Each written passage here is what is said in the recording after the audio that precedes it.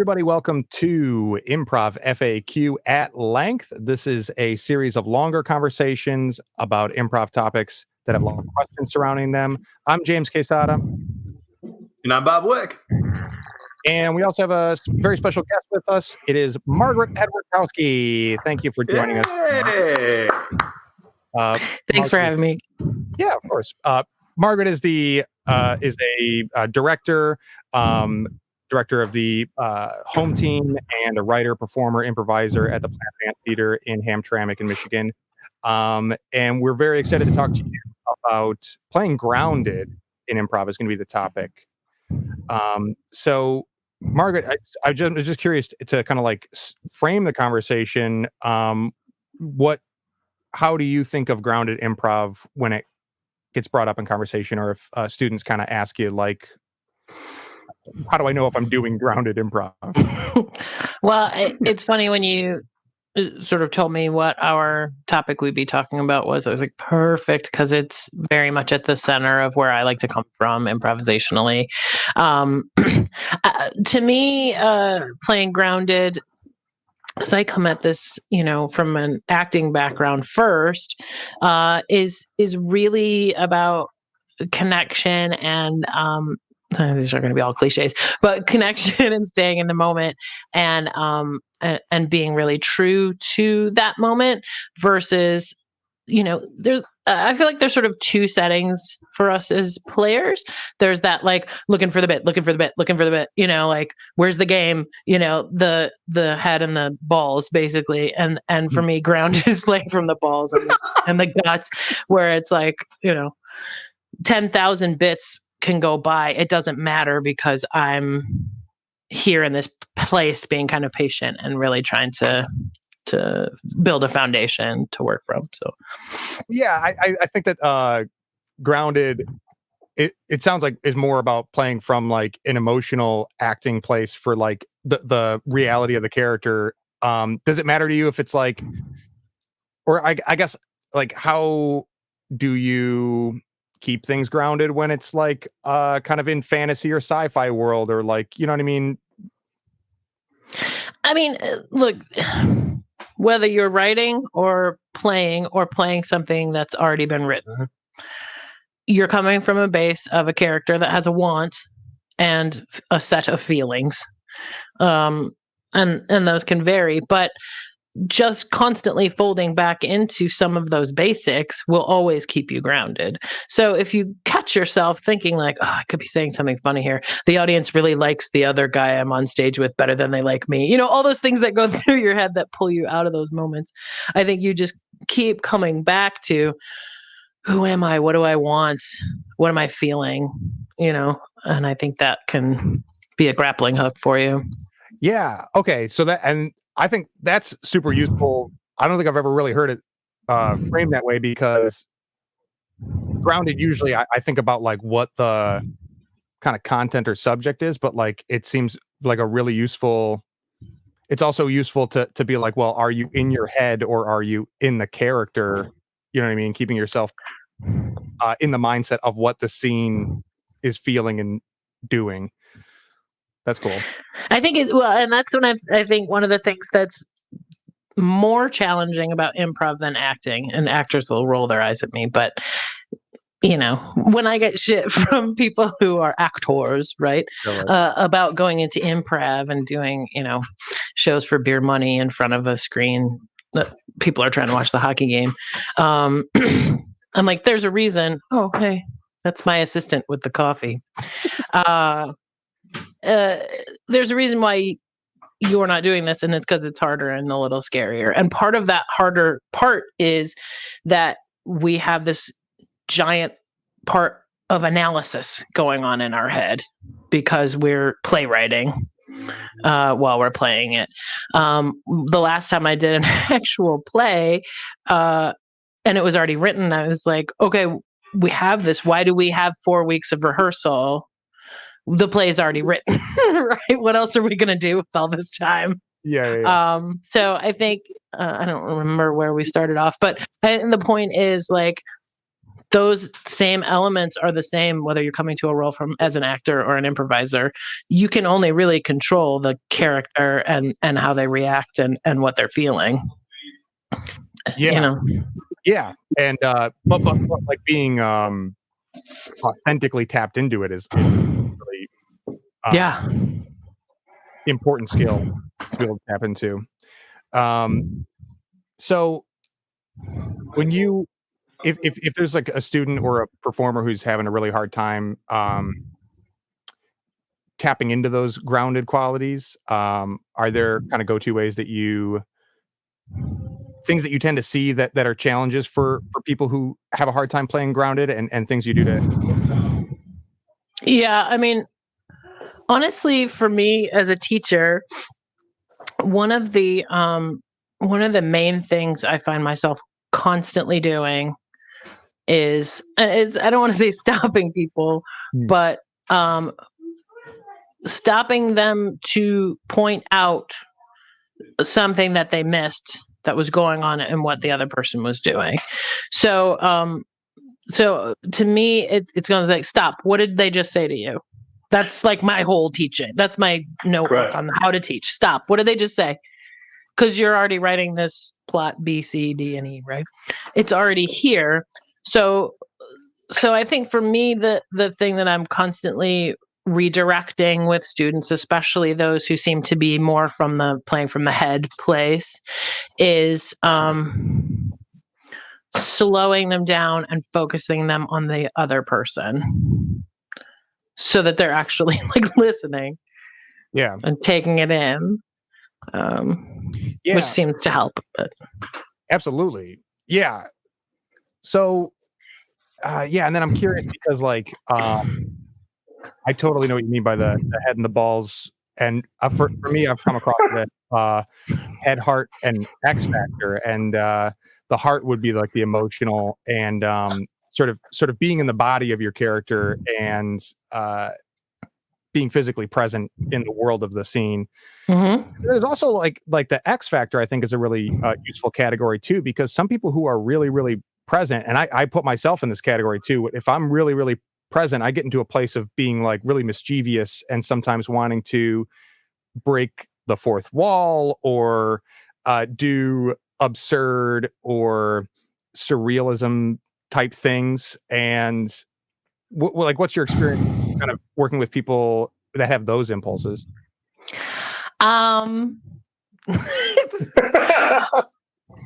Now, I'm not going to say that I've never broken the fourth wall, and I'm not going to say that I don't have a playful spirit. There are those times where it's almost like this hyper awareness where you can both like serve the scene and have a little fun on the side.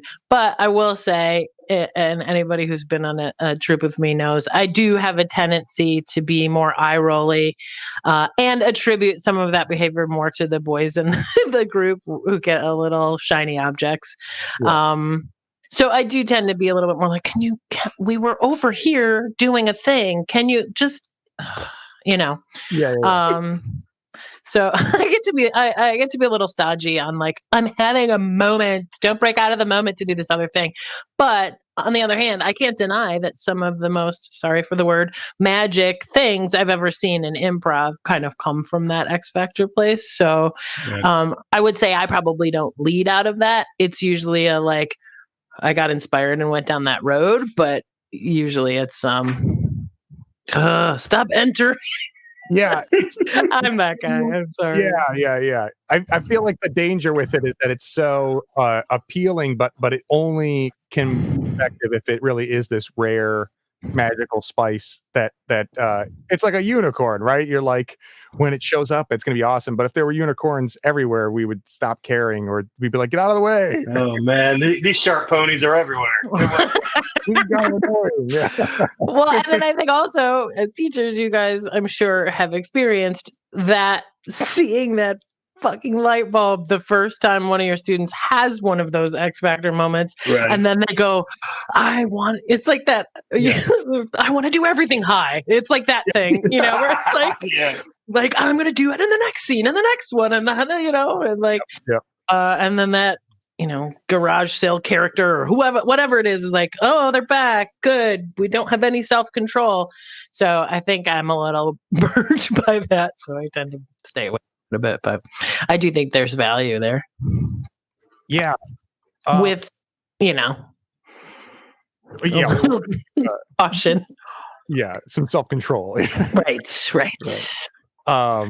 Yeah, because I feel like the best is if it does naturally come to you, like your best ability, or you're putting your entire focus on something else, and it is like really this thing that you're compelled to do, not something that you're constantly waiting for the next opportunity. Yeah, don't make it your thing. Everybody's had that guy in their troupe too. I mean, the thing that makes me the most uncomfortable, and I get pretty pissy and vocal about it. I mean, like one of the great things about being the old fart is you can kind of say whatever you want because, there's so many years when you start off in improv, you're like, if someone would just tell, Jeff to stop entering or what, and you just eat it and you hate improv for a while. But, when you're the old fart, you're like, guys, nobody, do a thing about cheese, no more cheese or whatever it is. But for me, like, I'm a slow player and I'm a connection player and I need that. So if I feel like the back line is this sort of Damocles, like waiting for a bit to dawn on them to come in and like sweep away everything that I've worked with, that makes me insane. It's like the guy waiting for your spot while you're unloading your groceries into your car. Right. You know what I mean? It's like, there's a ton of spots. Just wait your turn. It just makes me... Now, have you always played that way, or is that something you developed? I think it got worse over time, for sure. And I think I got burnt enough times where I was like, we were just about to, Oh, no, I meant just like the slow play. Just like taking your time with everything and developing the characters and the storyline. Yeah. I became a bitch over a slow poem.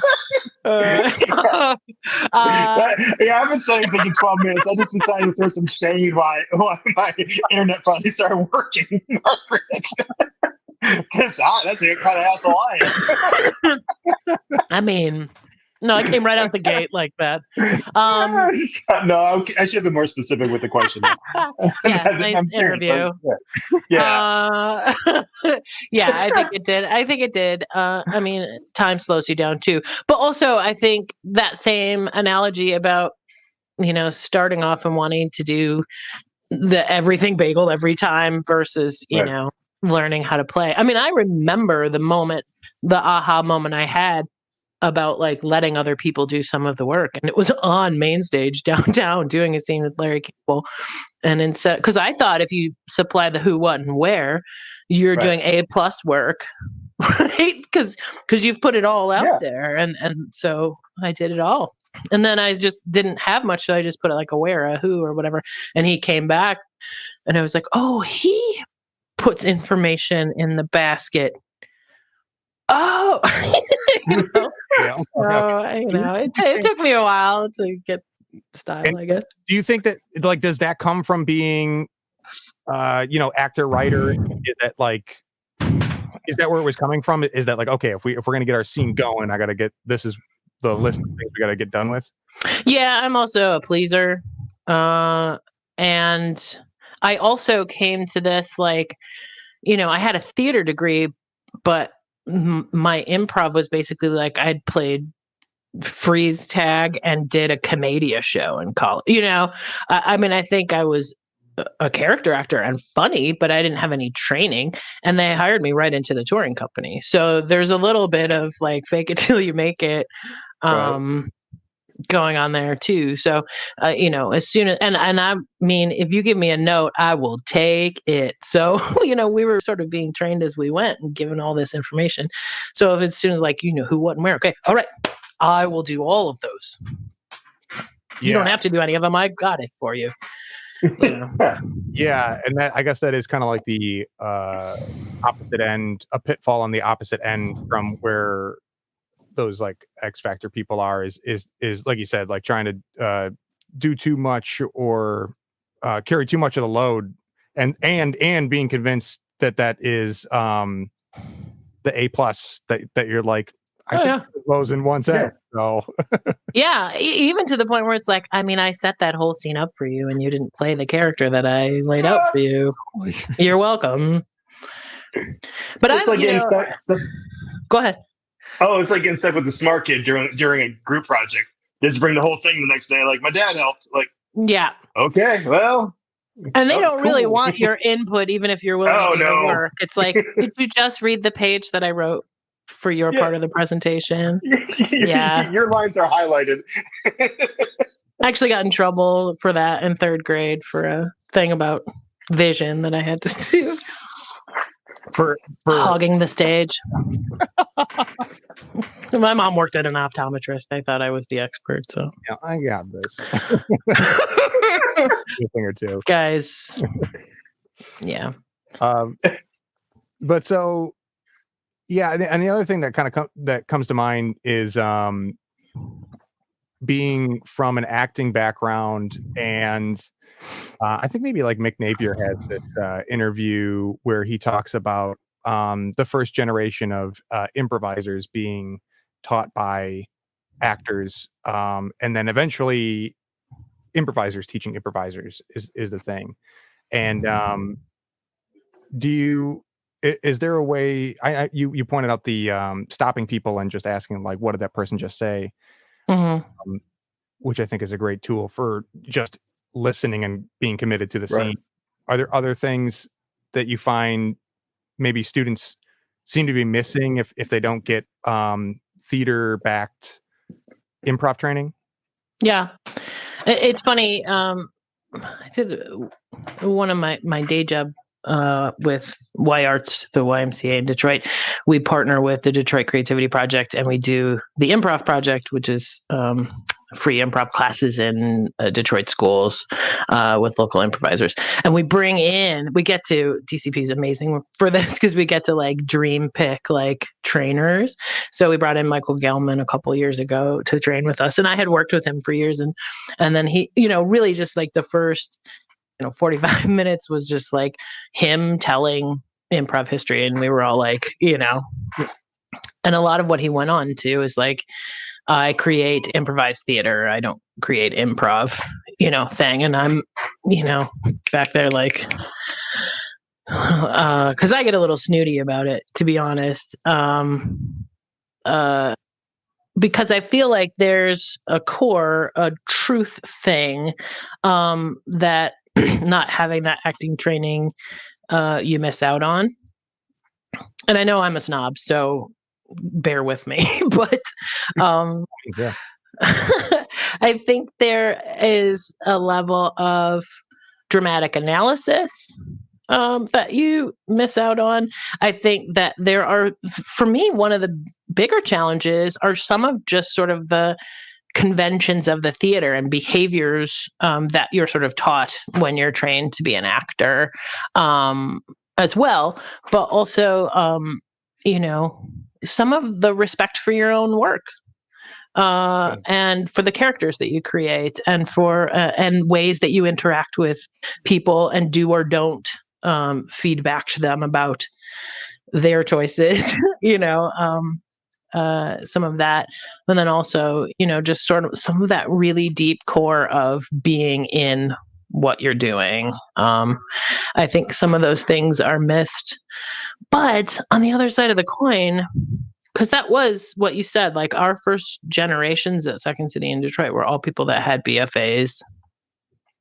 And then after that, a lot of people came in that just started training there.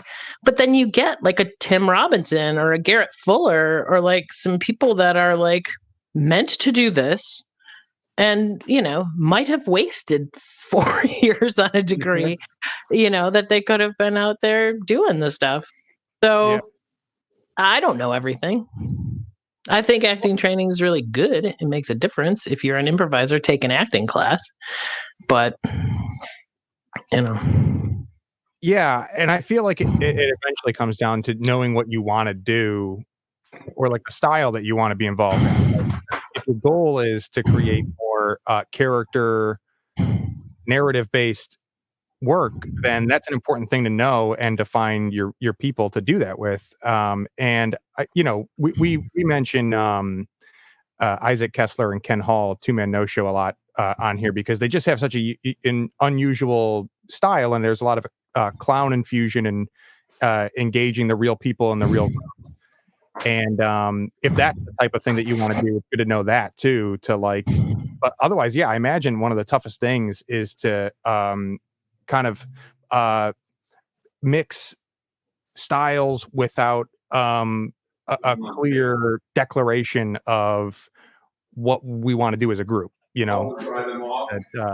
fun at like festivals or one of my favorite things to do and see is to see random combinations of improvisers get together and just play and just see what happens throwing them on stage together. But long term, it's probably best to be like, what do we want to do, just so we don't start rubbing each other with set some goals. Yeah. Yeah. Although I will say, and I don't know, I can be a pretty unpredictable person, I guess, but in the one sense that I'm an actor and don't, you have to be trained. On the other side, like if somebody says improv rehearsal, I'm like, oh God, no. Like I don't have that kind of discipline. What do you think the difference is? Like, I don't know. I don't know. Because there's and that was the other thing I was thinking about with improv and acting is like I think one of the things we as improvisers have, which is fun but also can be limiting, is we like to make fun of shit, right? Especially if it's like you're gonna feel something or let your guard down or any of that stuff. Be vulnerable, yeah. When we did class together, Bob and I always call it like hippie shit, right? Like, sorry, I'm gonna do some hippie shit with you guys. Right? Like we're gonna feel something. So so I think I am an improviser in the sense that I'm like, oh, okay, let's do a warm-up. Like it's a rehearsal. I used to hate that. On the cruise ship, we used to have to rehearse. Like that was part of it to prep for our improv set. I was like, can't we just put a running order together and just do it? Like, why do we have to rehearse? But yeah, that's very interesting to me, and also I imagine it has to do with like, again, of course, it depends on what your goals are. Because you're like craftier, right? Like you make games, and would you like to rehearse your troupe and stuff? Yeah, I've made shows completely around the idea that like let's try to do something that we would have to rehearse, that you couldn't just say try this and pull it off. And just but here's the thing is that like I think that like Margaret, you do a lot of work in writing and in theater and production, and you've been with Second City and through a theater program. So it's kind of like, if you haven't had those experience, like maybe if you have kind of put in your time with this work and you do more refined work on the side or alongside improv, that you kind of need a break from that improv is kind of like a haven for not taking it so structured or rigid off stage. Whereas I don't understand that if people haven't been through the same thing, they've never taken it seriously. You know what I mean? Right. Well, there's another thing. You also play, like the troupe you're on is comprised mostly of your friends who you talk to all the time anyway. So like there's always that connection there. And that's what we usually do when you get to your level. That's basically all you're doing during rehearsal is like reconnecting with everybody, just checking in. And that I would imagine you do that on a casual basis all the time anyways. Well, and look, let's be straight. Like, as an artist, when you get to a certain number of years in, and I'm not talking about I only get out of bed for $5,000 or whatever, but you don't want to show up unless you're either getting money or something satisfying for you creatively out of it. Yeah, good. I have lost count of the number of improv sets that I've done in my life. So I'm not seeking out, like chances to play. I'm not, like, oh, I can't wait to, do that garage sale character again. I don't care, like if I never played again, I'd be okay. I'd miss it, but I'd be okay. And the other thing is with this creative endeavor, we don't typically get paid. right? Yeah. Right.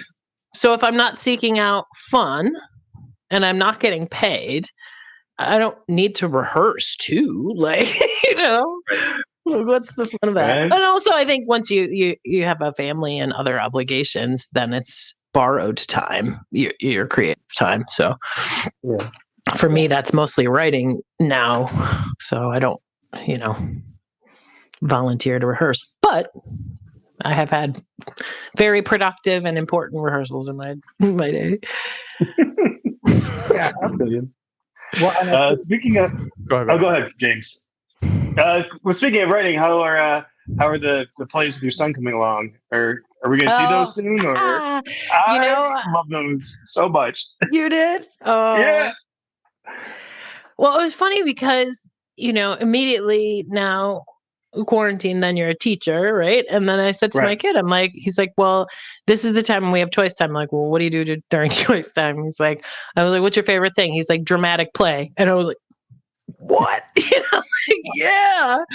All right, let's do it. All right. So then it became this sort of like daily thing of, okay, what story are we going to tell today? And then he would sort of give me all the ideas, and then I would like beat it out, and then we would talk it through, and then we would just record it on my phone and put it up on Facebook. But as the quarantine went on, it got to be a little, it was just like the project just got out of hand. No, it was just it became too much to do.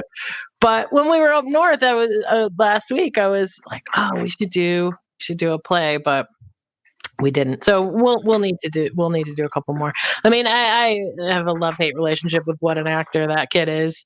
I just everybody's like, take him on auditions, do this or whatever. I was like, Corey's, the Corey's. No, like I just don't want him to be a child actor. I don't have the time for it either. So yeah, no, I can imagine. I don't know. It's because the child star story is just like so creepy. Other than Haley Joel Osment, they don't really turn out great. Yeah, like he seems cool, but otherwise they're. Yeah, Joseph Gordon kind of got through it eventually. Yeah. Drew Barrymore's okay now, but she had some dark years. Yeah. Oh yeah. So. All the Culkins. Oof. Yeah. It's got quiet. Because my kid just watched Home Alone for the first time, and it was a strange experience watching somebody see that for the first time. Did he like it? Oh yeah, he's totally that kid's age right now, so it was perfect. Yeah. Yeah, I wonder how much I always wonder about like movies that are what is that? What was that? Like 91 or something? If that, yeah. Late 80s? I mean, we just showed him Jumanji today too. The weird thing is when you're an old parent, like the stuff you're showing is like really old. Right. And that's what I'm saying is that like as a kid, I feel like the cartoons and like Disney and Pixar stuff, things like Toy Story would probably hold up better for my attention if I'm just putting myself in those shoes. Yeah. I eventually 80s and 90s movies have to be like watching black and white films for me when I was younger. You know what I mean? Well, yeah. I would imagine like the more special effectsy stuff.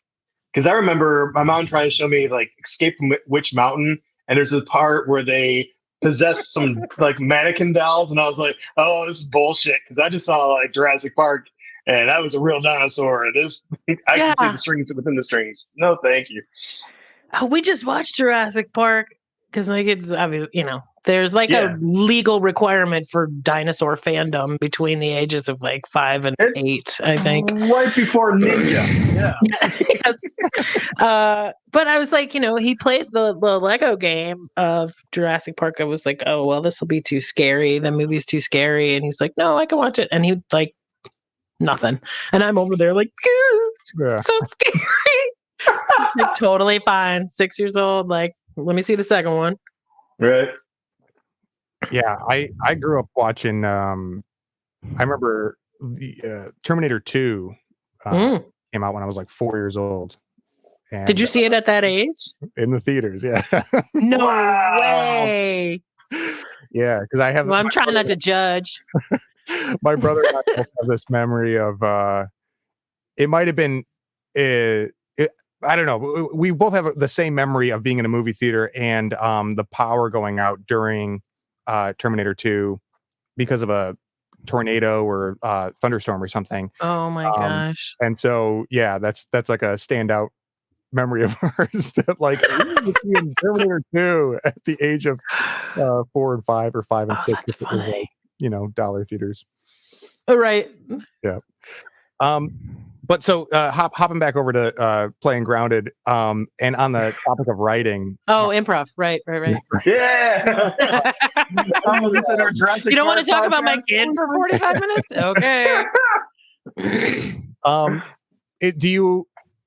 What are some things that you offer for people in sketch writing or any kind of script writing to keep things grounded? Go ahead. Like as a teacher or as a writer or both or If you're giving notes, so a teacher or a Mhm. director, I think if it's your job to give feedback and Mhm. it seems not grounded, Mhm. the advice in improv of being like get out of your head and into the body and emotions of the character is really great, which is not something you can do while writing as much or in the same way. So I'm just kind of curious how it translates. I haven't taught writing in some time, but have been doing a lot of it and have worked with, we did a play reading series for a while at Planet Ant called The Ant Farm.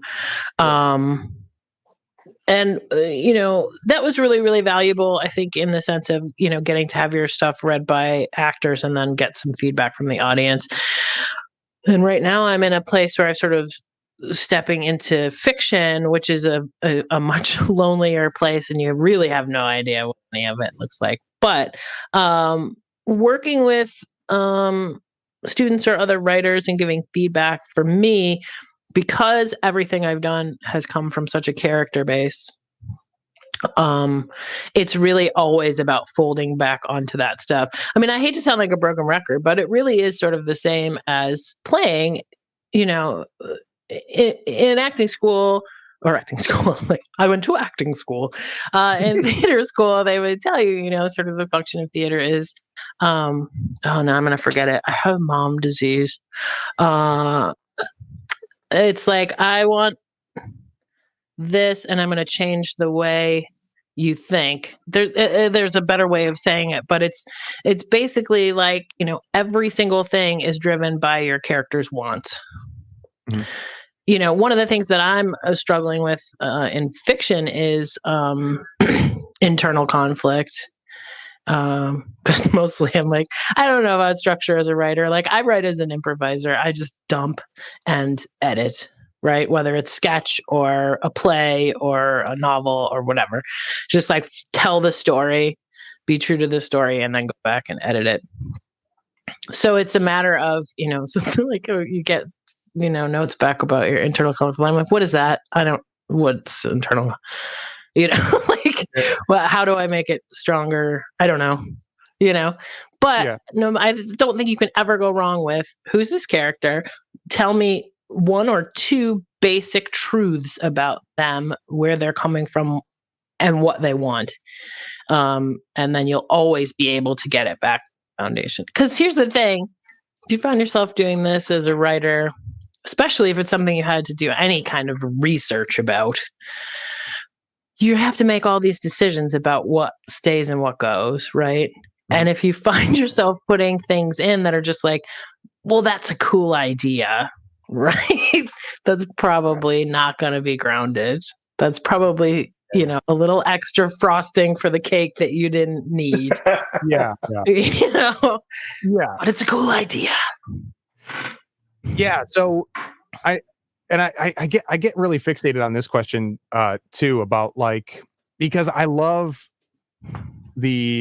hearing someone like you talk about like the integrity and truth of character and scene and story, but I'm always I'm also like, how do you balance that with, if your intention is to do comedy, making sure that it is comedic, and again, kind of bouncing back over to improv, I think it's it's harder there to train your instincts to consistently be funny when if your main focus is just like good acting, because lots of good acting can turn out dramatic, right, or tragic. Yep. I'm so glad you said that, because that kind of, for me, is central to my writer's voice and my player's voice, which is this. Improvisationally, it's about trust. It's about trusting that you created an interesting character. And I always tell students, and Nancy and I, when we play as Bottle Red, have a bylaw of this, like, let it be serious if it wants to be. Explore that, because what'll hopefully happen, like, here's what I'm always chasing. This is my favorite kind of laugh to perform and or write. It is, and I'm not even that big of a fan of this movie, but it's the best example. It's Steel Magnolias, was so sad, and it's like the funeral, and they're all just and you're crying, you're watching the movie, and and Sally Field makes that big speech, and she's like, I just want to hit something, I want to hit something, and they're like, here, hit Weezer. And it's this like laugh out of super sadness that is like a hard fucking laugh, you know? I love those ones that come out of, you weren't expecting it, you know, environments. To me, the comedy comes from that character, whether they're written to be funny or not. Commedia will tell you comedy is just food, sex, and money, right? Those are the three drivers. Every character has some connection to those three things. All of these things come out of base human, you know, places. So all you have to do is get the character you're working to come to the table of some of those things, vulnerability wise, right? So if it's, you know, a sex driven character, that's where it is. If it's a food driven, if it's a money thing, if, you know, anyway. Yeah, that makes sense. And I think that, like, one of my favorite quotes maybe comes from Kurt Vonnegut. I'm going to find out it was Mark Twain later, but somebody said that like laughing and crying are both reasonable responses to the condition of the world, or something along those lines. Oh, that does sound like Vonnegut. Yeah. But I think that it's just so mysterious, and I'm always just like looking. There's no scientific or objective answer that you can really give, but it's just nice to hear different perspectives on how and why it happens, even if you're not going out of your way to force it that way. You know what I mean? To hack at it. And that's what it reminds me of when you were talking about that, Margaret. Well, what I thought of when you were forming the question, sort of like how are you going to have the comedy, is I think of, sorry, I keep clearing my throat right into the microphone. I thought you were still upset about Steel Magnolias. I just hit Weezer. When I think about one of the very first shows that I directed at Planet Ant, and there was this scene, or no, it wasn't even that scene. It was just the show in general. We put a ton of work into it. The guys were all very funny, and it got like a ha ha ha kind of response. And I will never forget this. It was one of the most learning experiences as a writer, because all I kept saying to myself when I sat in that audience is, if they would just listen to the words, they would laugh. Right? Ooh. That is an indicator that I didn't do my job to say that to myself, because it can't be in the words. It has to be in the impact and the feelings and the environment you created and all. And so to me, the laughs that come out of these honest, emotional, character-driven moments are 10 times funny. Like, I would rather shoot myself in the head than watch a live studio audience sitcom. Honestly, I'd rather eat a bowl of broken glass. But why? Because it's like, you've never no live audience sitcom has ever really gotten your. I mean, I grew up on Happy Days and shit. I'm not saying I never watched it. I'm just saying now, like, to make me actually laugh. bro. Yeah, for sure. No. That is Because it just feels so forced and so line laugh driven, you know? Yeah. It is. I always have I get the metric of laughs per page Mm, you have come across, Margaret, is like trying to get 3 laugh lines per page, and it's like I get it, but it's also like, I don't know, it does seem very in that vein of trying to, I don't know, play the sitcom thing, and I don't know, not try to tell a story the best necessarily, or it's at least something I struggle with. I don't really have an answer for it. Yeah. It just again reminds me of that. Yeah. And look, yeah. go ahead. Oh, well, I was just thinking, like, during this discussion, like, with that particular genre, it's hard to invest in characters who aren't honest because of the laugh per page thing. They have to do that line delivery, so they're insincere. You know, like it's Absolutely. all, well, wait till dad gets home. Like It's vaudeville is what it is. It's Yeah. still vaudeville. And I think So- too, like Detroit has a very, very realistic style, I think, of comedy. And for me, because I typically write dramedy, like I don't want any of that, like you said, Bob, that sort of like, I'm saying this because it's going to get a laugh. No, I want him saying this because I have to. Here's your You cue. know? Oh, here we go. One of my favorite laughs that anything I ever wrote gets, because it was one of those like, I don't know how this is going to play, is there's like dating piece. And this girl tells this whole story about how her family owned a convenience store and how her dad got shot and killed by someone at the convenience store. And this is a first date. And the guy who this whole time has been trying to win this girl and is so awkward, thinks it's the appropriate time to be like, you could call me daddy. Like, right at the end of her speech. But however, it's written like it's done in a way that you like feel for him, like, oh, dude, you tried, you really tried. Yeah, take that shot. And it gets a really good laugh, but it was one of those like, oh man, Yeah. Thanks. that's where I'm at. I don't want, like, when I've heard that 2.5 Men was the level of successful that it was like, who? Like, who's watching that? But, you know, that's a very large swath of the American population enjoys CBS comedies. Yeah. It is I'm pretty wild. unfortunately not in that demographic. Yeah. It's I think that television has gained from not being so sitcom centric, that you know, whenever it was that like Arrested Development and things like The Office. The Office and Parks and Rec and all that stuff. Yeah. And even then into this sort of new, you know, like once they got into like Parenthood and what was the other one with Crock-Pot, like where it's something that has a little bit of everything, you know. Yeah, it can get really sort of you know, sentimental or dark or whatever. It has this. Although I guess that was 30 something back in the day, you know. Oh yeah, I forgot about that one. Yeah. Yeah. You were 6 when that was on, James. What was it? I mean, like, was it network? Oh yeah. Yeah. It was a 90s show about, you know, 30 somethings. And Right. some of them were young parents and, you know. Gotcha. So Get your Google out, dude. I'm not going to teach you. Yeah. It was kind of like Parenthood, or Yeah, it was very much like Parenthood. Friends, but for real people. Right. Yeah. Right. Yes. Okay. Well, before we let you go here, Margaret, and it's been a really great conversation. I'm glad we got to talk about this topic with you.